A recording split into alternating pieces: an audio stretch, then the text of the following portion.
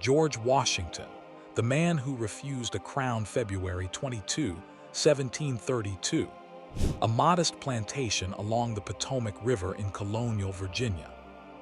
In a world of kings and emperors, where power was inherited and held for life, a child was born who would one day become the most powerful man in the Western world, and then willingly walk away.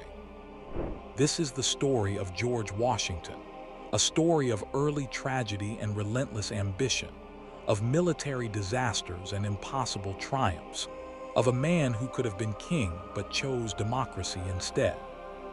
His life would be marked by devastating loss, crippling insecurity, and physical suffering. He would lose more battles than he won. He would endure betrayal, slander, and the weight of a nation's survival on his shoulders. Yet through it all, he would develop the character, judgment, and moral authority that would make him the father of a nation. This is not just the story of a president.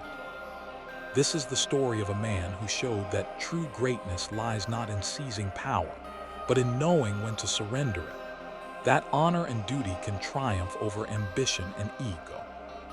This is the story of George Washington.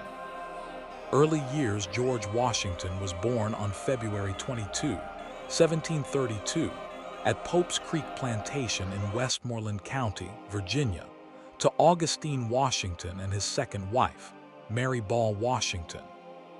His father, Augustine, was a moderately prosperous planter and iron manufacturer, a man of some means but far from the Virginia elite.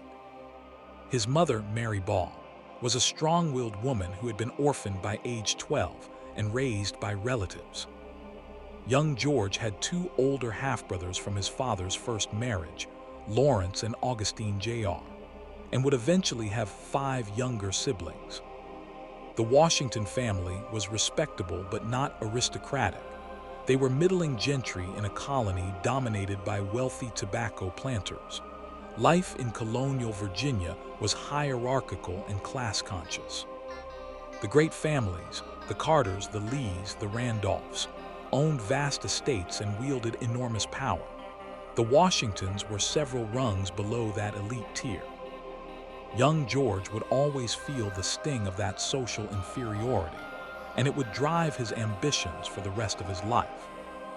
When George was 6 years old, in 1738, the family moved to Ferry Farm, a 280-acre plantation across the Rappahannock River from Fredericksburg, Virginia. Here, George spent his formative years working the land, learning to ride horses, and dreaming of something more than the life of a middling planter. Then, in April 1743, tragedy struck. Augustine Washington died suddenly at age 49. George was just 11 years old. His father's death changed everything. Under Virginia law, the bulk of Augustine's estate went to George's older half-brothers. Lawrence inherited the fine estate on the Potomac River, later named Mount Vernon, while George received Ferry Farm and a few slaves. But Ferry Farm came with a condition. It would be held in trust until George turned 21, and in the meantime, it would be managed by his mother. Mary Ball Washington was now a widow with 5 young children to raise. She was determined, frugal, and fiercely independent, but also controlling and difficult. George's relationship with his mother would be complicated and strained for his entire life. She was demanding and never satisfied, constantly complaining about money and claiming poverty even when George tried to support her. With his father gone, George looked to his older half-brother Lawrence as a mentor and father figure. Lawrence had served as an officer in the British Army and had married into one of Virginia's most prominent families, the Fairfaxes. Through Lawrence, young George was introduced to a world of wealth, refinement, and opportunity that his own immediate family could not provide. George's formal education was minimal. Unlike the sons of Virginia's elite, who were sent to England for schooling, George received only basic instruction in reading, writing, and mathematics. He never attended college. He never learned Latin or Greek. He would always be self-conscious about his lack of classical education, a gap that would haunt him in the company of more learned men. But what George lacked in formal schooling, he made up for in practical skills. He became an excellent horseman, a skilled surveyor, and a young man of impressive physical presence. By his mid-teens, he stood over 6 feet tall, towering over most men of his era, with broad shoulders, large hands, and a commanding presence. At 16, George became a professional surveyor, traveling into the Virginia wilderness to map land claims. It was dangerous, physically demanding work, but it paid well and gave Washington first-hand knowledge of the frontier. More importantly, it brought him into contact with wealthy landowners who would become his patrons. Through the Fairfax family, Washington gained access to Virginia's highest social circles. He learned the manners of a gentleman, the art of conversation, and the importance of reputation. He also developed a fierce ambition to rise in the world, to overcome the circumstances of his birth and make a name for himself. But in 1751, tragedy struck again. Lawrence Washington fell ill with tuberculosis. Desperate for a cure, Lawrence decided to travel to the warm climate of Barbados in the Caribbean, and he asked George to accompany him. It was during this voyage that 19-year-old George contracted smallpox. The disease was one of the deadliest killers of the 18th century, and Washington was fortunate to survive. He spent nearly a month battling the illness, enduring high fevers, excruciating pain, and pustules that covered his body. He recovered, but the disease left permanent scars on his face, subtle pockmarks that would mark him for life. Tragically, the trip to Barbados did not save Lawrence. In July 1752, Lawrence Washington died of tuberculosis at age 34. George was devastated. Lawrence had been his mentor, his protector, and his connection to a better life. Lawrence's death, however, opened a door for George. Lawrence had held the prestigious position of military adjutant for Virginia, and George lobbied to succeed him. In November 1752, at age 20, George Washington received his first military commission, major in the Virginia militia. Washington had no military training. He had never commanded men in battle. He had never studied military tactics, but he had ambition, physical courage, and a burning desire to prove himself.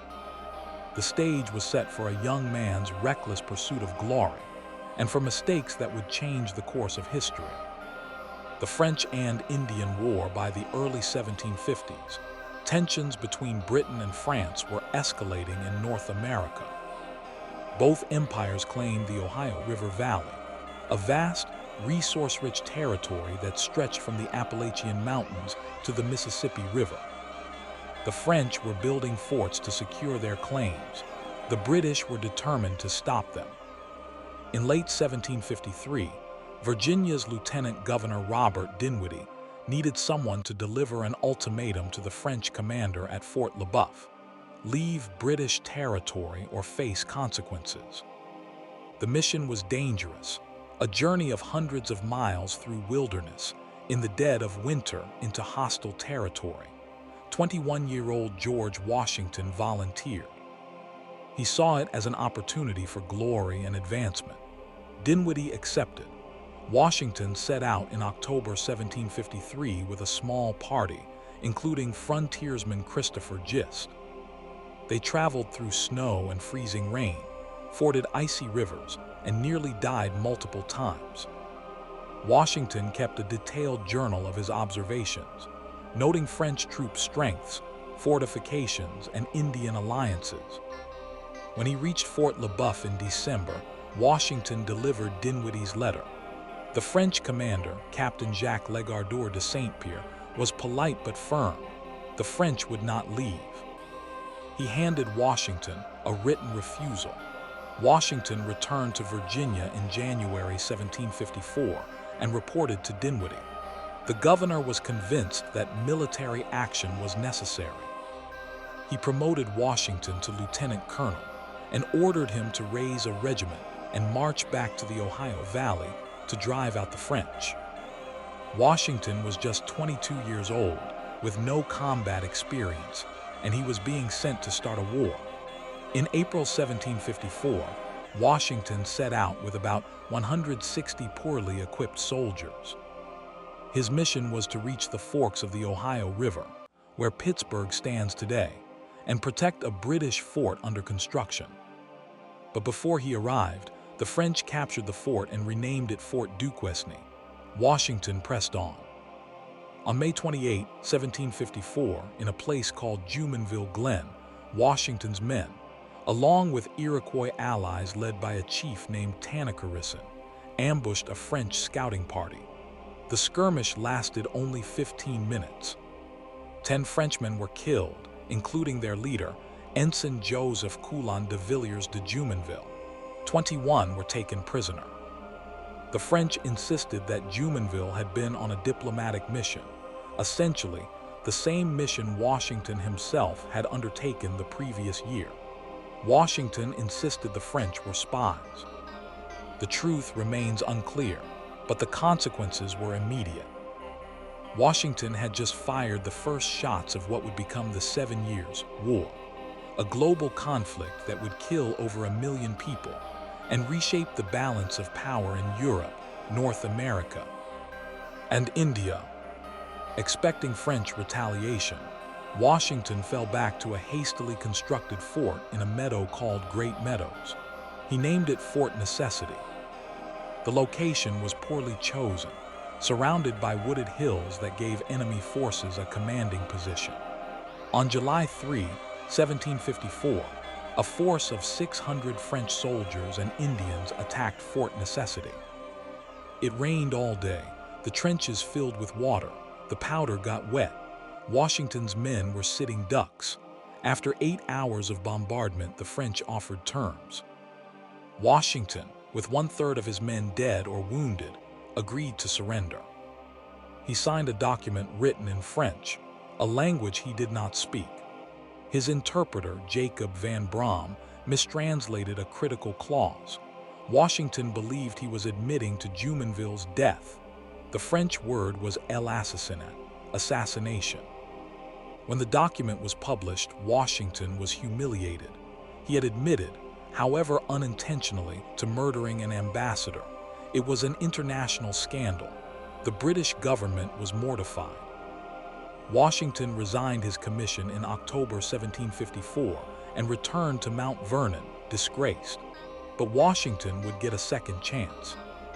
In 1755, the British sent General Edward Braddock to Virginia with 2 regiments of regular soldiers to capture Fort Duquesne. Braddock offered Washington a position on his staff. Washington accepted eagerly, hoping to learn from a professional British officer. The Braddock expedition was a disaster. On July 9, 1755, near the Monongahela River, Braddock's army was ambushed by French and Indian forces. The British regulars broke and ran. Braddock was mortally wounded. Washington, though suffering from dysentery and barely able to sit on his horse, helped organize the retreat. He had 2 horses shot out from under him. 4 bullets tore through his coat. Yet he survived without a scratch. Braddock died of his wounds and Washington buried him under the road. The expedition collapsed, but Washington's courage under fire earned him praise. He was appointed commander of the Virginia Regiment and tasked with defending the colony's western frontier. For the next 3 years, Washington struggled with impossible challenges. He commanded undisciplined militiamen. He had inadequate supplies. He fought a guerrilla war against French-allied Indians who raided settlements and disappeared into the forest. He built a string of small forts that proved woefully inadequate. Washington learned hard lessons during these years: the importance of discipline, the value of supply lines, the necessity of patience. He also learned the limits of his own authority and the contempt that British regular officers felt for colonial soldiers. In 1758, Washington participated in the Forbes expedition, a massive British campaign to capture Fort Duquesne. This time, the British succeeded, though not through battle. As British forces approached, the French commander abandoned and burned the fort. On November 24, 1758, Washington entered the smoking ruins of Fort Duquesne. The war in the Ohio Valley was over. Washington resigned his commission in December 1758. He was 26 years old. He had fought for 5 years, endured hardship and danger, and earned a reputation for bravery. But he had also learned a bitter truth. The British would never give him the regular army commission he craved. He would never be their equal. It was time for a new chapter. Marriage and Mount Vernon on January 6, 1759. George Washington married Martha Dandridge Custis, a wealthy widow with 2 young children. Martha was 27 years old, petite, charming, and one of the richest women in Virginia. Her first husband, Daniel Parke Custis, had died in 1757, leaving her with an enormous estate, nearly 18,000 acres of land, 300 enslaved people, and vast wealth. Martha had already suffered profound loss. Of her 4 children with Daniel Custis, only 2 had survived. John Parke Custis, called Jackie, and Martha Parke Custis, called Patsy. Her other 2 children had died in early childhood. George and Martha's marriage was based on mutual respect and affection, though it is unlikely that it was a great romantic passion. Martha was practical, organized, and capable, the perfect partner for an ambitious man. George gained not only a wife, but also enormous wealth and social standing. But there was one sorrow that would shadow their marriage forever. George and Martha Washington would never have biological children together.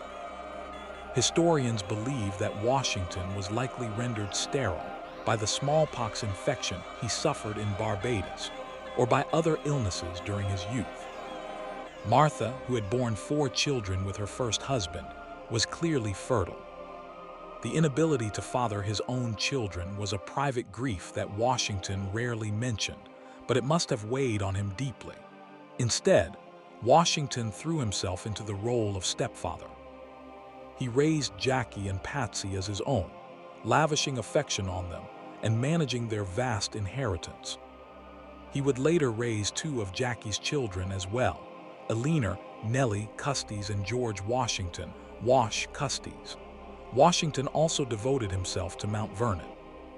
Through Martha's wealth and his own acquisitions, Washington expanded the estate to over 8,000 acres, making it one of the most productive plantations in Virginia. He experimented with crop rotation, introduced new farming techniques, and managed a complex operation that included 5 separate farms.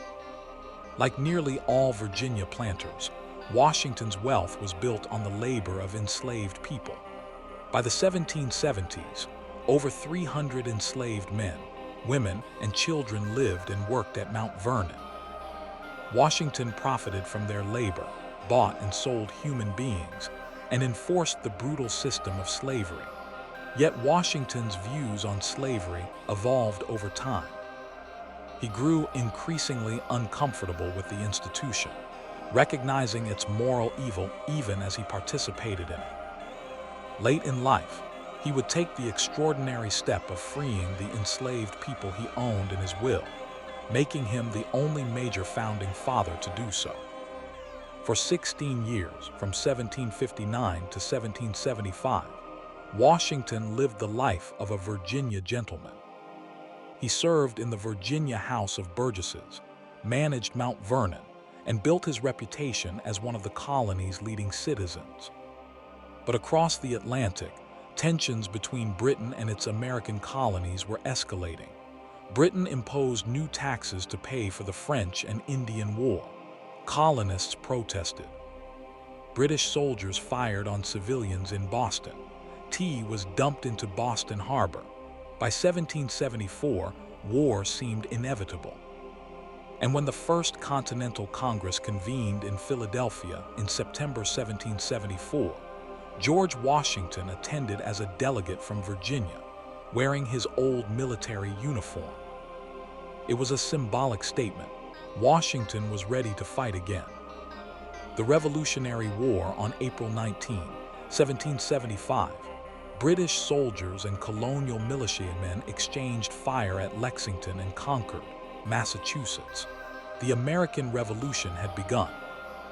In May 1775, the Second Continental Congress convened in Philadelphia to coordinate the colonial response. The question arose, who should command the Continental Army, the ragtag collection of militias besieging Boston? George Washington was not the obvious choice. There were more experienced military leaders. But Washington had several advantages. He was from Virginia, the largest and most powerful colony. He was wealthy and respected, and he looked the part, tall, dignified, and commanding. On June 15, 1775, the Continental Congress unanimously elected George Washington as Commander-in-Chief of the Continental Army. He accepted with humility, refusing to accept a salary beyond expenses. Washington rode to Boston and took command in July 1775. What he found shocked him: an army that was barely an army at all. The men lacked uniforms, discipline, and supplies. Officers were elected by their men and had little authority. Enlistments were short-term, meaning soldiers could leave whenever they wished. Washington set to work imposing discipline, drilling the troops, and securing supplies. He also faced a strategic dilemma. The British Army in Boston was well supplied and protected. How could he force them out? In March 1776, Washington made a bold move. He seized Dorchester Heights, overlooking Boston, and placed captured British cannons there. The British commander realized his position was untenable. On March 17, 1776, the British evacuated Boston. It was Washington's first major victory, achieved without firing a shot. But greater challenges lay ahead. In July 1776, the Continental Congress declared independence. The war was no longer about colonial rights. It was about creating a new nation. And Britain was determined to crush the rebellion. In August 1776, British General William Howe landed an army of over 30,000 soldiers on Staten Island, the largest military force ever assembled in North America. Washington had fewer than 20,000 poorly trained men. The Battle of Long Island in August 1776 was a disaster. The British outflanked and routed Washington's army. Only a miraculous nighttime evacuation across the East River saved the Continental Army from annihilation. For the next 4 months, Washington retreated across New Jersey, his army disintegrating. Men deserted by the hundreds. Supplies ran out. The cause seemed hopeless. Then, on Christmas night, 1776, Washington made the most audacious decision of his military career. He led 2,400 men across the ice-choked Delaware River in a blinding snowstorm and launched a surprise attack on Hessian soldiers garrisoned in Trenton, New Jersey. The Battle of Trenton was a stunning success. Washington captured nearly 1,000 enemy soldiers and suffered only a handful of casualties. 1 week later, he defeated British forces at Princeton. These victories transformed the war. American morale soared. Enlistments increased. Washington had proven that the Continental Army could win, but the war was far from over. In 1777, the British captured Philadelphia. Washington's army suffered a devastating defeat at the Battle of Brandywine. As winter approached, Washington led his exhausted, freezing, starving army to Valley Forge, Pennsylvania. The winter of 1777-1778 at Valley Forge became legendary. Over 2,000 soldiers died of disease, starvation, and exposure. Men wrapped rags around their feet because they had no shoes. They slept in crude huts with no heat. Washington himself shared their suffering, refusing better accommodations. Yet Valley Forge was also a turning point. A Prussian military officer named Baron von Steuben arrived and drilled the Continental Army into a professional fighting force. When spring came, Washington's army emerged from Valley Forge disciplined, confident, and ready to fight. For 3 more years, the war dragged on. Washington fought defensive campaigns, avoided catastrophic defeat, and waited for the opportunity to strike a decisive blow. That opportunity came in 1781. British General Charles Cornwallis moved his army to Yorktown, Virginia, expecting to be resupplied by the British Navy. Washington, coordinating with French General Rochambeau and French Admiral de Grasse, saw his chance. Washington marched his army south, joined French forces, and besieged Yorktown. When the French fleet defeated the British Navy and cut off Cornwallis's escape, the British position became hopeless. On October 19, 1781, General Cornwallis surrendered his army of over 8,000 men. The Revolutionary War was effectively over. America had won. George Washington had achieved the impossible. Against the world's most powerful empire, with an amateur army, limited supplies, and no navy, he had secured American independence. But Washington's greatest moment was yet to come. The Constitutional Convention after Yorktown, Washington resigned his military commission and returned to Mount Vernon. He wanted nothing more than to live out his days as a private citizen, a gentleman farmer. He had served his country. He had sacrificed years of his life. He was done. But in February 1862, tragedy struck again at Mount Vernon, though this time Washington himself was spared. His beloved stepson Jackie Custis, who had served briefly as Washington's aide, had died of camp fever, likely typhoid, shortly after the victory at Yorktown. Washington and Martha adopted Jackie's 2 youngest children, Nellie and Wash, raising them as their own. Then in 1787, Washington's 11-year-old step-granddaughter, Patsy Custis, suffered a fatal epileptic seizure. Washington was in the room when she died. He held her as she convulsed and stopped breathing. The loss devastated both George and Martha, reopening wounds from earlier losses. But the young nation Washington had fought to create was failing. The Articles of Confederation, America's first governing document, proved too weak. States quarreled. There was no national currency, no power to tax, no executive authority. The country was falling apart. In May 1787, delegates from 12 states gathered in Philadelphia for a constitutional convention. Washington was chosen to preside.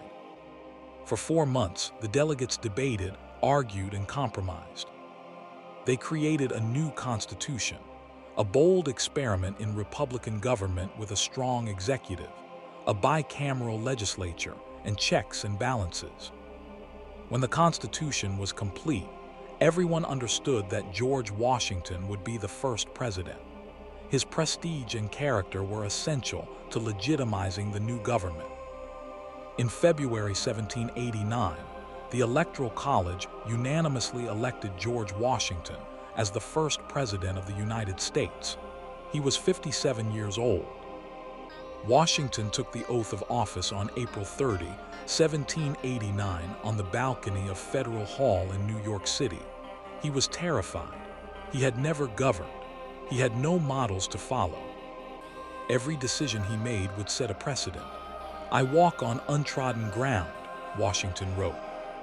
"There is scarcely any part of my conduct which may not hereafter be drawn into precedent." The presidency, as president, George Washington faced challenges that would have broken lesser men.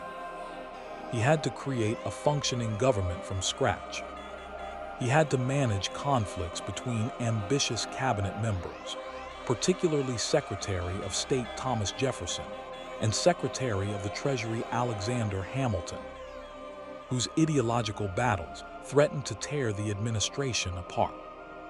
Washington also faced physical decline. His teeth, which had plagued him for decades, continued to deteriorate. By the time he became president, Washington had only one natural tooth remaining. He wore uncomfortable, painful dentures made from ivory, metal, and human teeth, not wood, as the popular myth claims. The dentures altered his facial expression, gave him a lisp, and caused constant pain. Washington also suffered from recurring illnesses: pneumonia, malaria, dysentery, and severe infections. In 1790, he nearly died from pneumonia. In 1791, he developed a life-threatening tumor that required surgery without anesthesia. Yet Washington persevered. He established the cabinet system, created the federal judiciary, negotiated treaties, and put down the Whiskey Rebellion, demonstrating that the new government could enforce its laws. Most importantly, Washington set the precedent of peaceful transfer of power. After serving 2 terms, he voluntarily stepped down. He could have been president for life. Many wanted him to be king, but he refused. In September 1796, Washington published his farewell address, warning Americans against political parties, foreign entanglements, and sectionalism. It remains one of the most important documents in American history. On March 4, 1797, George Washington attended the inauguration of his successor, John Adams, and then rode home to Mount Vernon. He was finally free. The final days for 2.5 years, George Washington lived quietly at Mount Vernon, managing his farms and enjoying time with Martha and his grandchildren. He was content. On December 12, 1799, Washington rode out to inspect his farms. It was cold and snowing. He stayed out for hours, returning home wet and chilled. He did not change out of his wet clothes before dinner. The next morning, Washington awoke with a sore throat. By that night, he was struggling to breathe. 3 doctors were summoned. The treatment they administered, bloodletting, was standard medical practice at the time, but it was barbaric. Over the course of the day, the doctors drained nearly half of Washington's blood, weakening him further. They also applied blistering agents to his throat and forced him to gargle with vinegar and molasses. Nothing helped. Washington knew he was dying. He gave instructions for his burial and whispered to his secretary, Tobias Lear, "I am just going. Have me decently buried, and do not let my body be put into the vault in less than 3 days after I am dead." He was afraid of being buried alive, a common fear in the 18th century. At around 10 p.m. on December 14, 1799, George Washington looked at the clock, took his own pulse, and died. He was 67 years old. His last words were, "Tease well." Martha Washington sat at the foot of the bed, silent. She had lost her first husband, 4 children, and now her second husband. She would live another 2.5 years before joining him in death on May 22, 1802. Legacy: George Washington's presidency lasted just 8 years. His military career spanned less than 2 decades, yet his impact on the United States and the world was immeasurable. He showed that a republic could work, that a leader could wield immense power and then voluntarily surrender it. That character and integrity mattered more than brilliance or charisma. In his will, Washington freed the 123 enslaved people he personally owned, one of the few founders to do so. It was an imperfect gesture, but it acknowledged the moral contradiction at the heart of the American founding. Washington was not a perfect man. He made mistakes. He lost battles. He participated in slavery. He could be vain, sensitive to criticism, and hungry for recognition. But he rose above his flaws. He learned from his failures. He put the nation's interests above his own ambitions. When King George III of England heard that Washington had resigned his commission and returned to his farm after the Revolution, he reportedly said, "If he does that, he will be the greatest man in the world." Washington did exactly that, not once but twice.